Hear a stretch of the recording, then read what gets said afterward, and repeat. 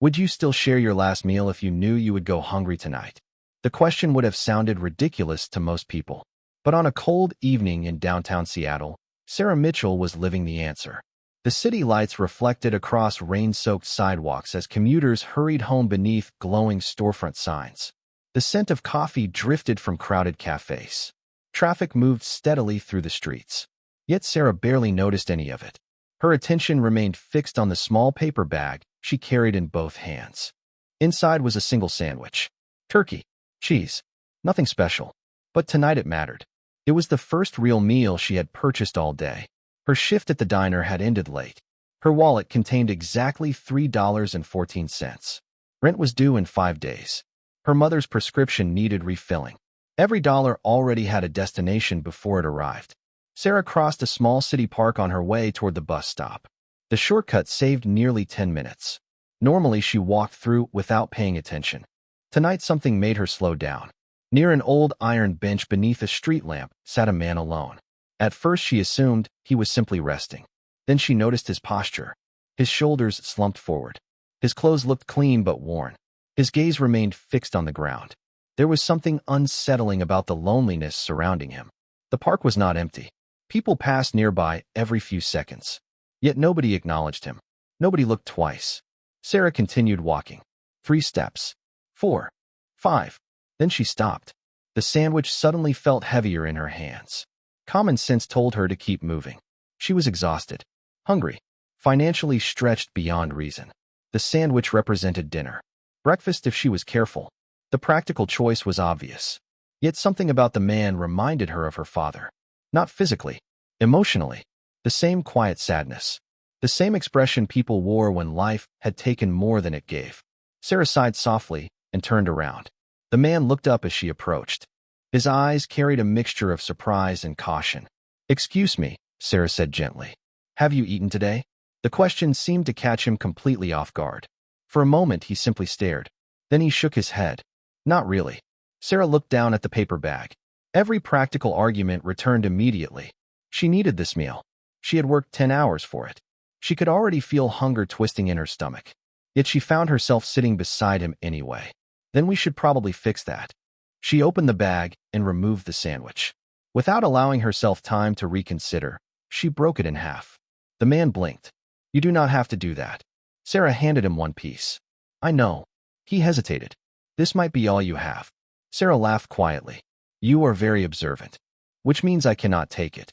Too late. She placed the sandwich in his hands. "Now if you refuse it, you are just making things awkward." For the first time, a faint smile appeared on his face. It transformed him completely. Beneath the exhaustion and uncertainty was someone younger than she initially assumed. Stronger too. "Thank you," he said softly. Sarah nodded and took a bite from her half. Together they sat beneath the street lamp, eating in silence while the city moved around them. The simplicity of the moment felt strangely peaceful. After several minutes, the man spoke again. "Why would you do this?" Sarah swallowed her bite and considered the question. "Because you looked like you needed it. That is all." She smiled. "Is there supposed to be another reason?" The man looked down at the sandwich. "Most people do not share what they cannot afford to lose." Sarah stared at the passing traffic. "Maybe."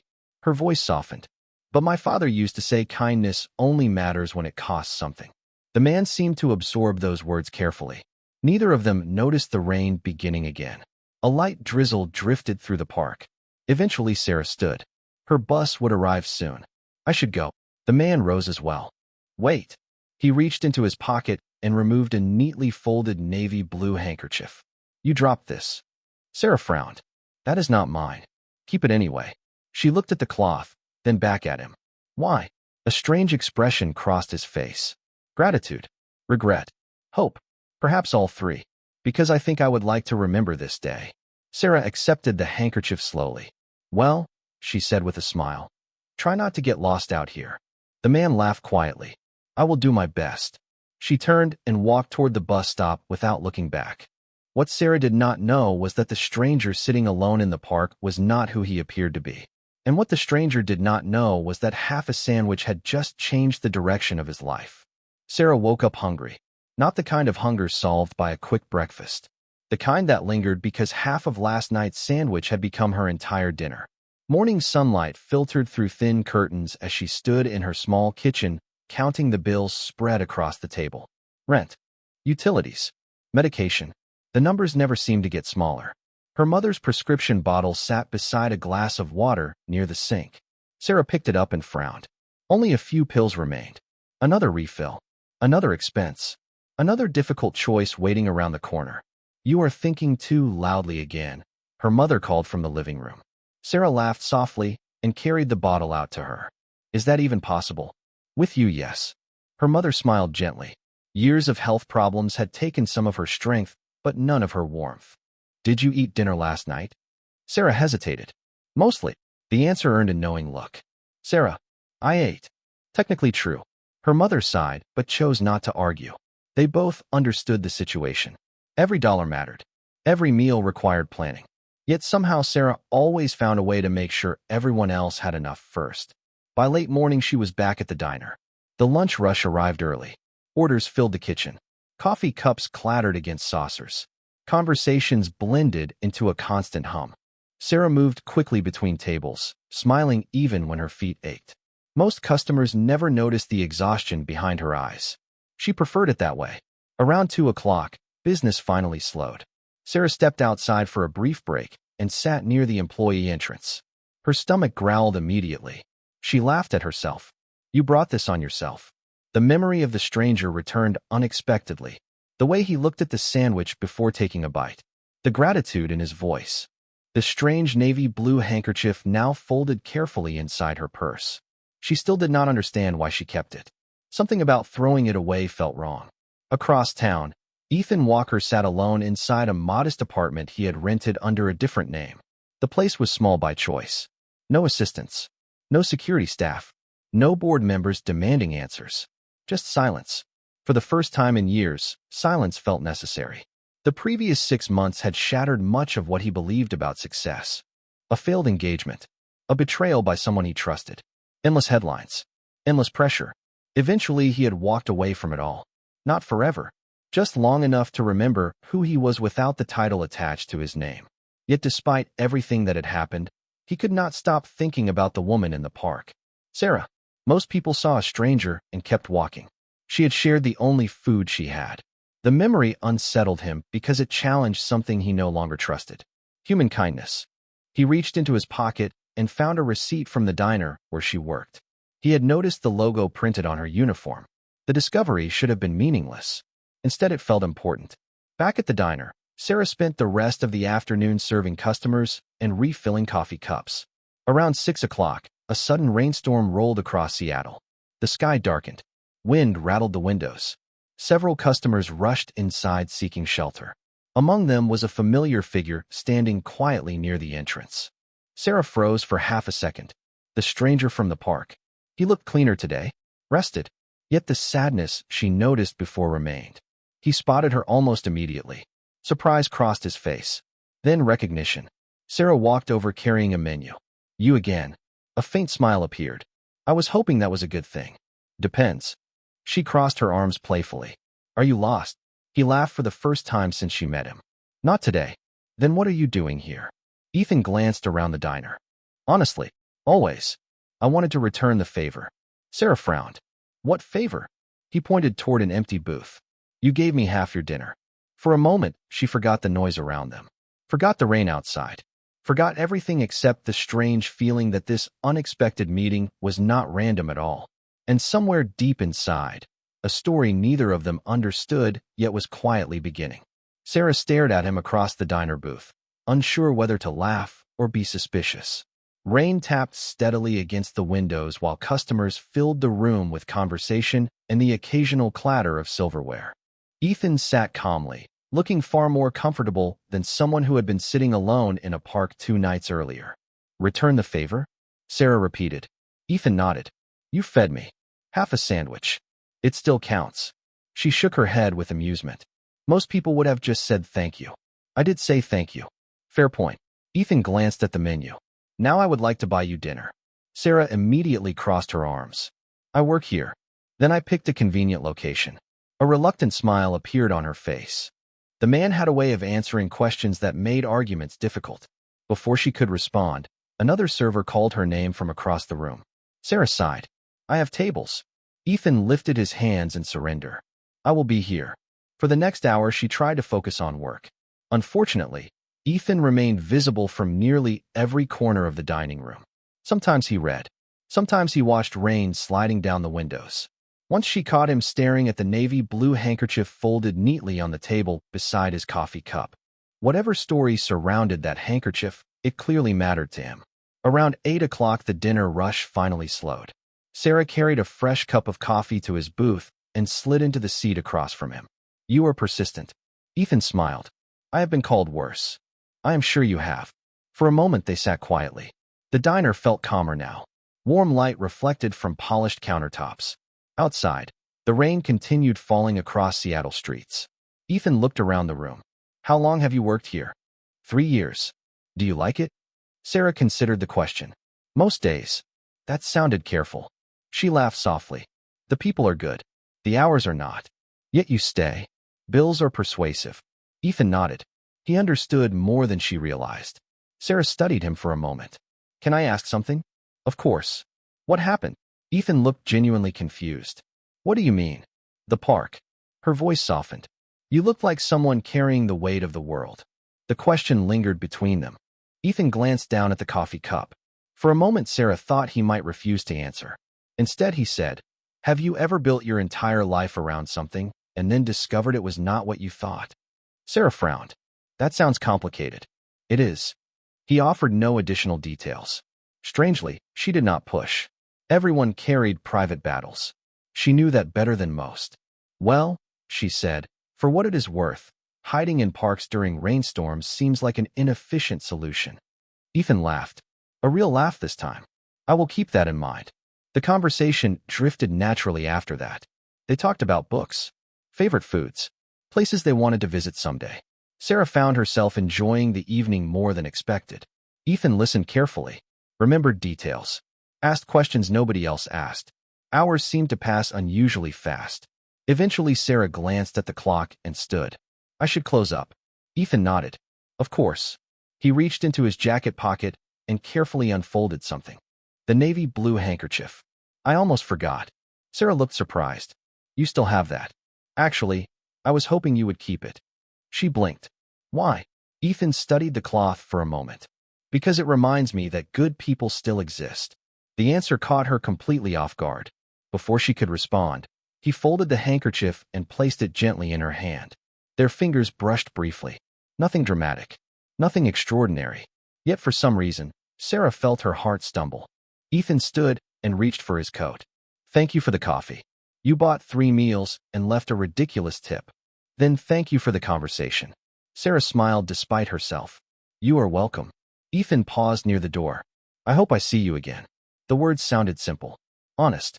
Sarah looked down at the handkerchief resting in her palm. Then back at him. Maybe.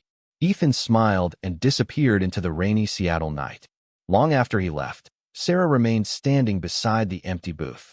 And for reasons she could not explain, she found herself hoping that maybe was enough.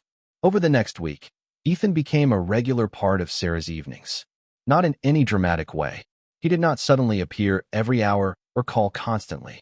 Instead, he showed up in small, unexpected moments. One evening, she found him reading a novel in the diner corner booth. Another night, he appeared carrying a newspaper and ordered coffee he barely touched. Somehow, he always seemed to arrive near the end of her shift.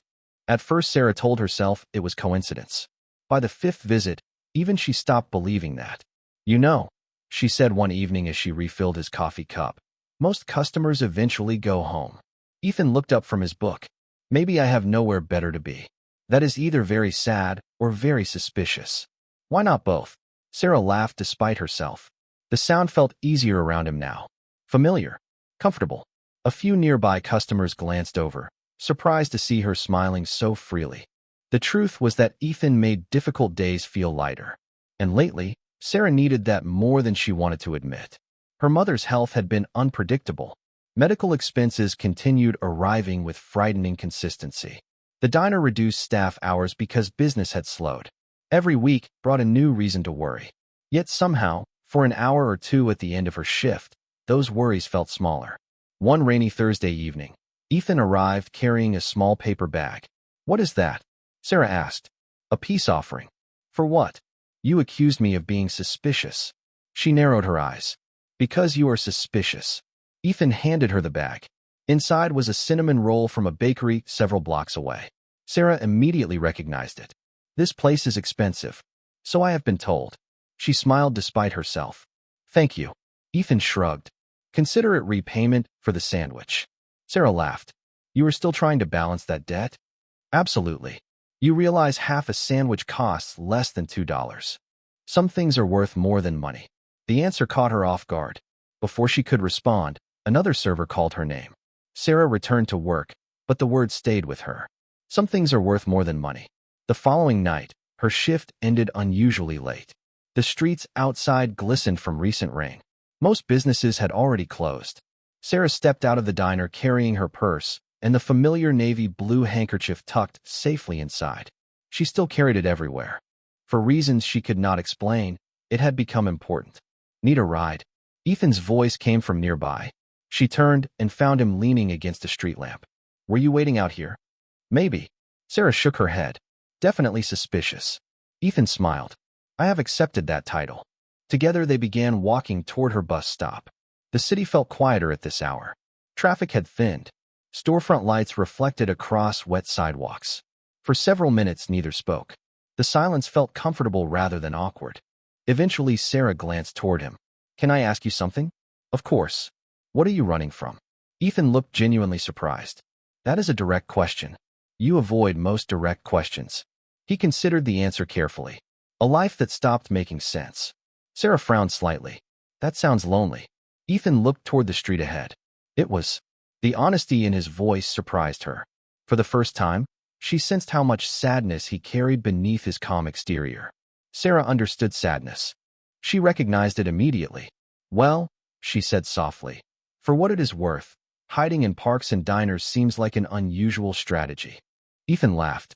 "You keep saying that." "Because it remains true." They reached the bus stop and sat on the bench together. A cold breeze drifted through the city. Sarah wrapped her jacket tighter around herself. Ethan noticed immediately, but said nothing.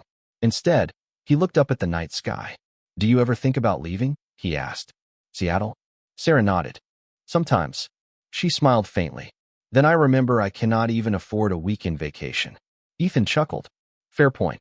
Besides," she added, "my mother is here." Her expression softened. "Everything important is here." Ethan listened carefully. That was what he admired most about her. No matter how difficult life became, she never focused only on herself. Her first thoughts always seemed to involve someone else. The bus headlights appeared in the distance. Sarah stood and adjusted her bag. "Looks like my ride is here." Ethan nodded. "Looks that way." She hesitated briefly before stepping toward the curb. "Good night, Ethan." His smile returned. "Good night, Sarah." As the bus pulled away, Sarah glanced back through the window. Ethan remained standing beneath the street lamp, watching it disappear into the night. Neither of them realized it yet, but the friendship forming between them was already becoming something much harder to walk away from. As spring slowly turned into summer, Ethan became woven into the rhythm of Sarah's life. Neither of them planned it. Neither of them talked about it. Yet somehow it happened anyway. He appeared during difficult days and ordinary ones. Sometimes they shared coffee after her shift. Sometimes they walked through the city discussing books, music, or absolutely nothing important at all. The connection grew quietly, naturally, which was exactly why it frightened Ethan more than he wanted to admit. One Saturday afternoon, Sarah invited him to a small community picnic held in a neighborhood park near her apartment. Children played on open fields. Families shared homemade food. Local musicians performed beneath a canopy of trees. The event was simple, unpretentious, exactly the kind of gathering Ethan had spent years too busy to notice.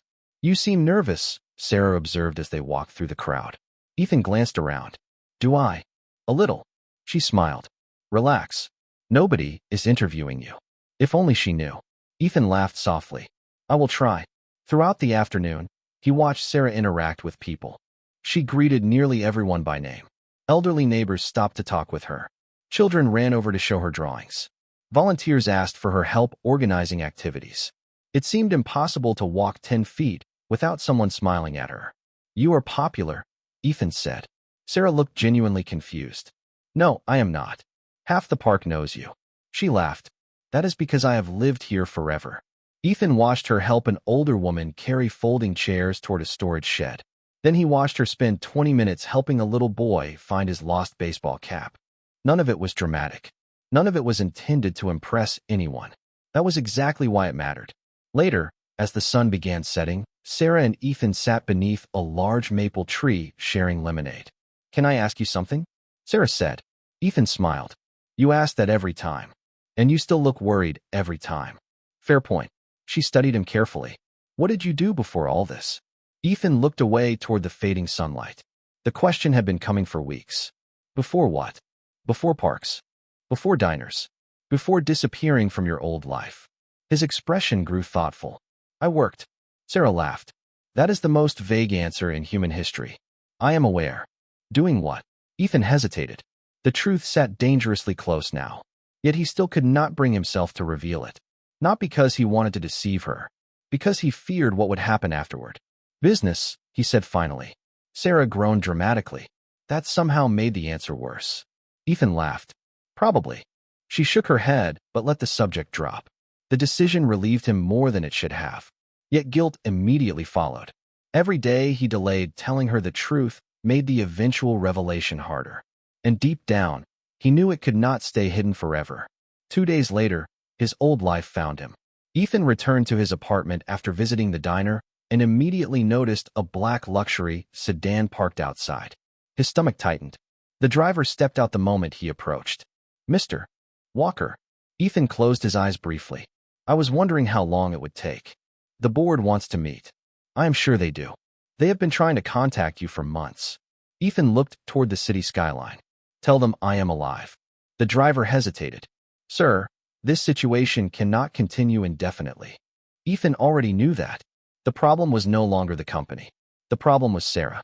Because returning meant revealing everything. The following evening, Sarah noticed something different immediately. Ethan seemed distracted.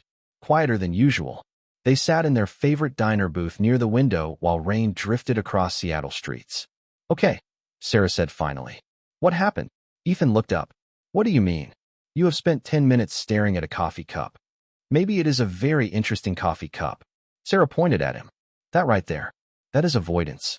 Ethan smiled faintly. You are getting good at reading me. I have practice. Her smile faded slightly.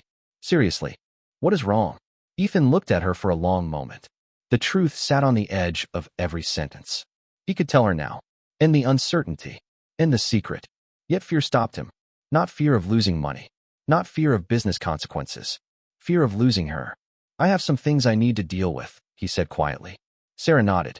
Your past. Something like that. She reached across the table and gently squeezed his hand. The gesture lasted only a second. Yet it felt more significant than anything either of them said. Whatever it is, she told him softly, you do not have to face it alone. Ethan looked down at her hand, then at the navy blue handkerchief folded carefully inside her purse beside the booth. For the first time in months, he wished the truth were simpler. Because the moment he revealed who he really was, everything between them would change. The only question left was how much. The reveal arrived on a Wednesday evening. Sarah almost did not attend the event. Her diner manager had offered an extra shift, and extra shifts usually won every argument. But the invitation came from a local community organization she occasionally volunteered with, and they needed additional help welcoming guests. By 6 o'clock, she stood inside a beautifully restored waterfront conference center overlooking Elliott Bay. Large windows framed the evening skyline. Soft music drifted through the room. Business leaders, nonprofit directors, journalists, and city officials moved between tables covered with white linens. Sarah immediately felt out of place. She spent most of her days carrying coffee pots and balancing food orders. Events like this belonged to a different world. Still, she smiled politely and continued helping guests find their seats. Throughout the evening, she found herself glancing toward the entrance more than she wanted to admit. Ethan had been distant during the past few days. Not cold, just distracted. Part of her wondered whether he might appear. Another part reminded her that she still knew surprisingly little about him. Around 7:30, the lights dimmed. Conversations faded. An announcer stepped onto the stage.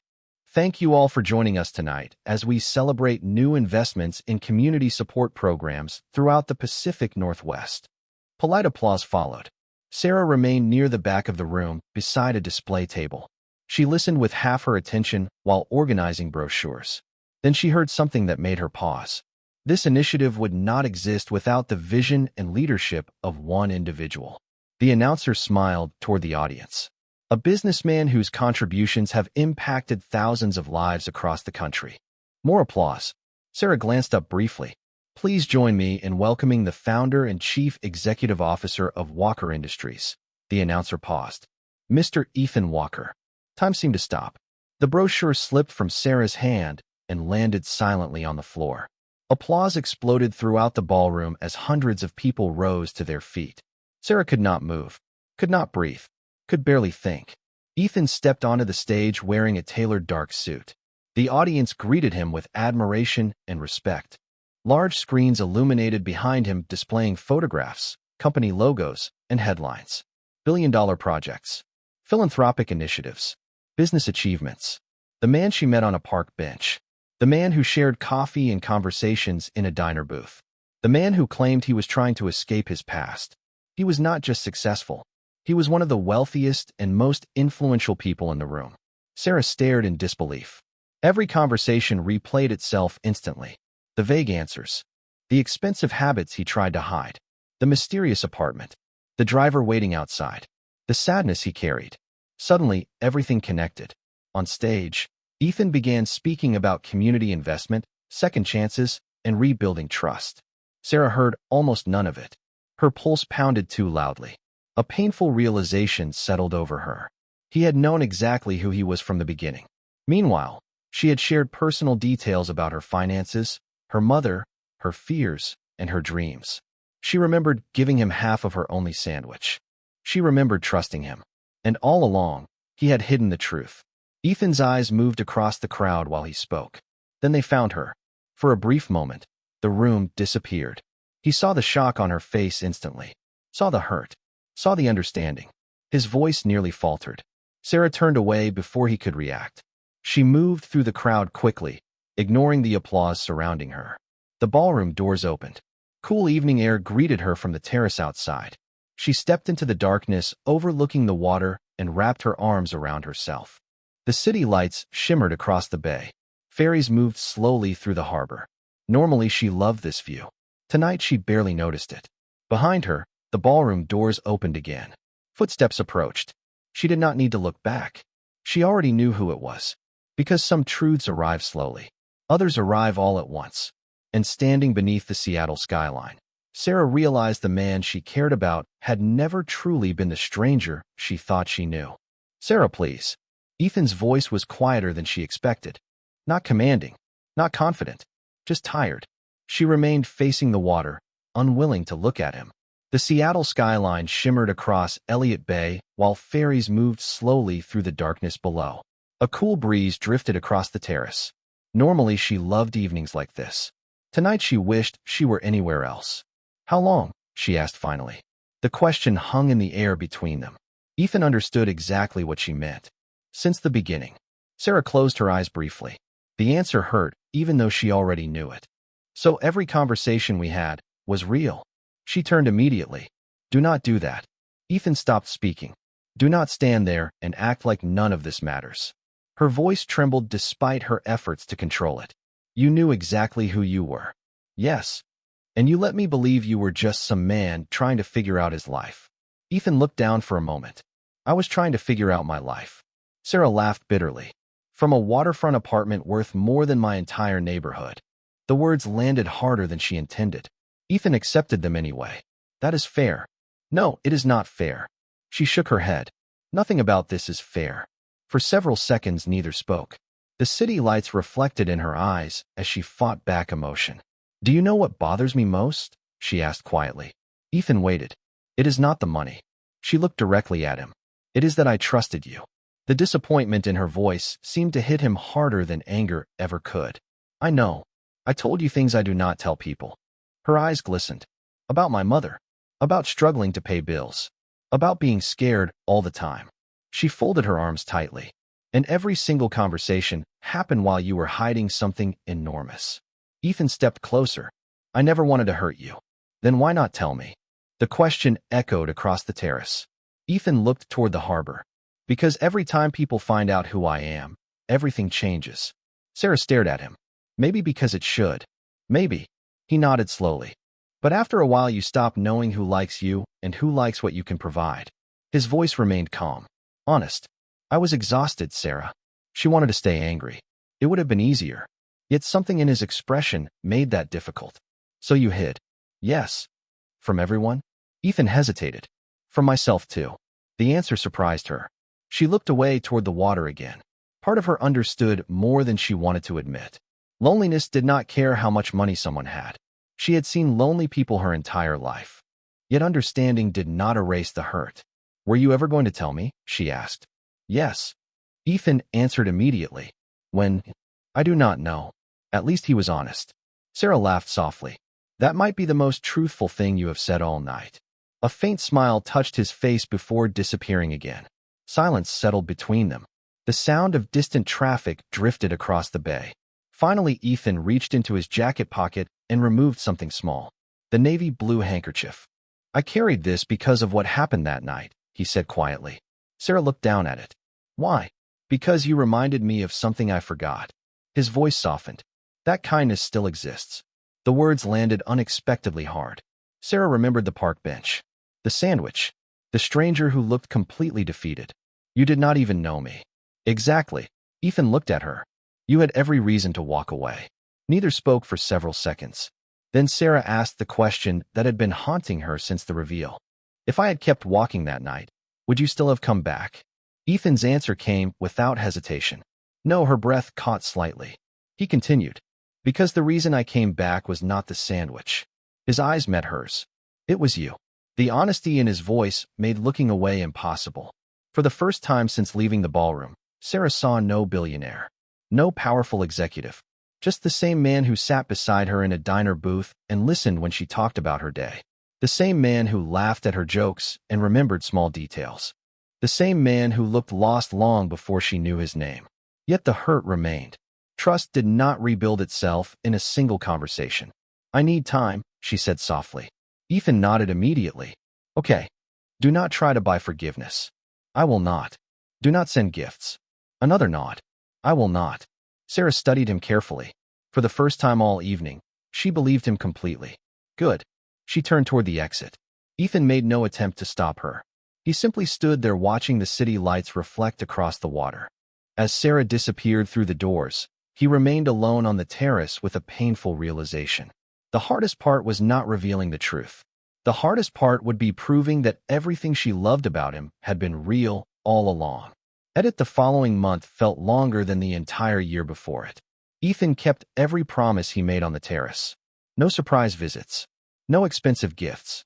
No attempts to force forgiveness. At first, Sarah expected him to break that promise.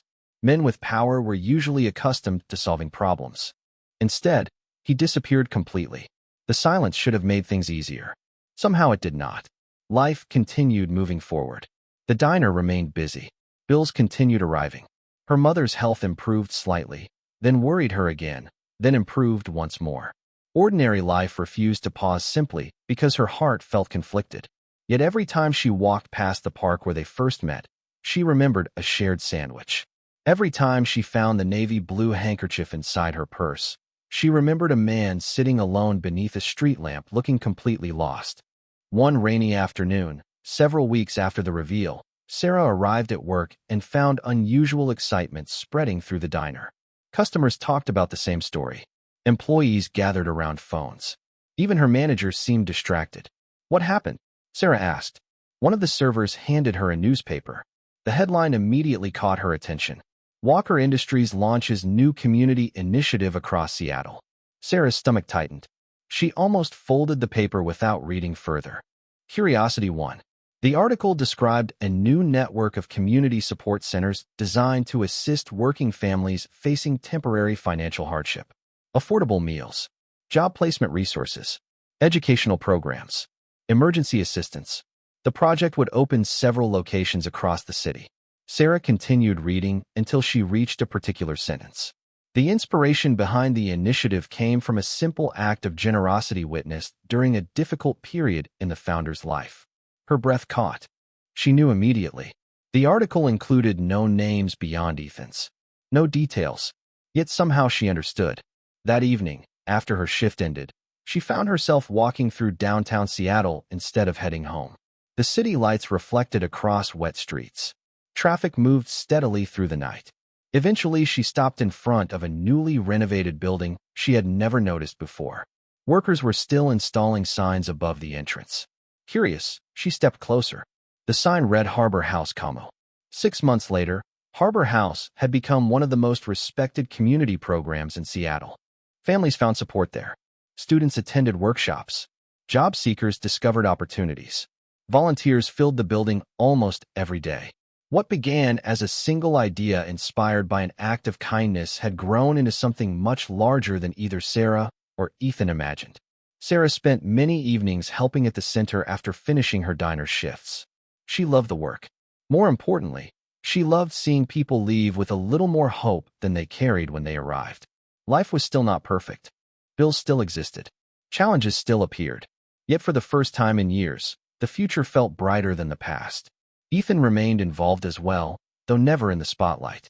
He preferred staying behind the scenes, listening to volunteers, and learning names rather than giving speeches. The change surprised everyone except Sarah. She knew exactly how much he had changed since the night they met in the park. Their relationship rebuilt itself slowly, carefully, not through grand promises, through consistency, through honesty, through dozens of small moments proving that trust could return.